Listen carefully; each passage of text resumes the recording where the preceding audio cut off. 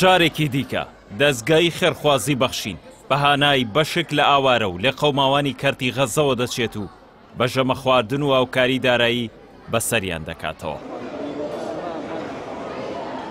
لە شاری قاهیرە لە میسر تیمێکی بەخشین کە لە 3 ئەندام و هەڵسوڕاوی دەستگاکە پێکاتوە سەرقاڵی بەجێگەاندنی چەند چالاکێکی خێرخوازین بۆ ئاوارە و بێ باوکانی غەزە کە ڕوویان لە میسر کردووە.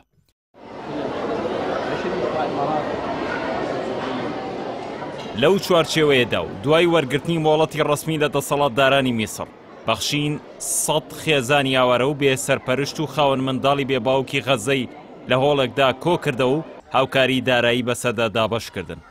گەلی خێرخوازێک کوردستانê هەوا پشتڕاست دەکەین هاریکاریەت هەوا دەستێکی ئەمین لەگەهێنینە خەڵکێ غەزە. ئەڤروکە ئەم یەل وڵاتê Misrê mehvandariya malbatên bêsemiyan me yê dikirîn. Evroka em ê xizmeta wan da yê xelkê Xezze, bêsemiyanê di Xezze. Piştî me mêvandariya wan kirî, her malbatekê me kujmekê xwareyê dayê bu hindêke wekû harîkarî bît bû wan jiyana xwe pirêve biben, asankariyek bît bû jiyana wan.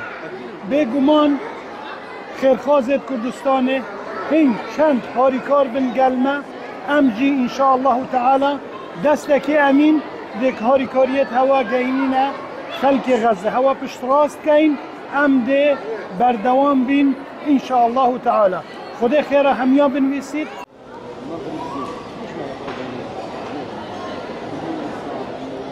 بەر لە دابەشکردنی هاوکاریەکان دەستگای بەخشین نیوەڕەخوانێکی شایستەی بۆ خێزانە بێسەرپەرشتەکان و منداڵانی بێباوکی غەزە ساز کرد و بۆ ساتێک خەندەی خستە سەر لێوی منداڵانی بێباوکی غەزە و ئەو ژنانەی بۆی دڕندەی قەواری زایۆنیەوە هاوسەرەکانیان لەدەستداوە. بەڵێ بەڕێزان و خۆشەویستان، ئەوەی کە ئێستا دەیبینن لە نێو هۆڵی هاوکاریکردنی دەستگای خێرخوازی بەخشین بۆ منداڵانی بێباوکی غەزە، ئێمە پێشی ئەوەی کەوا هاوکاری ماددەکانیان بدەینێ ئێمە هەستاوین بە داوەتکردنیان بە خواردنێکی شایستە کەوا هەم دایکەکان هەم منداڵەکان نانێکی باشمان پێداون. بڕیارە لە ڕۆژانی داهاتووشدا تیمەکەی بەخشین کە لە کوردستانەوە ڕەوانەی میسر و سنوورەکانی غەزە کراون پرۆژە و چالاکی خێرخوازی دیکەیان هەبێت و کاروانێکی دیکە لە خۆراک و هاوکاری دارایی خێرخوازانی کوردستان بگەێنە خەڵکی موسڵمان و ستەمدیدەی کەرتی غەزەی فەڵەستین.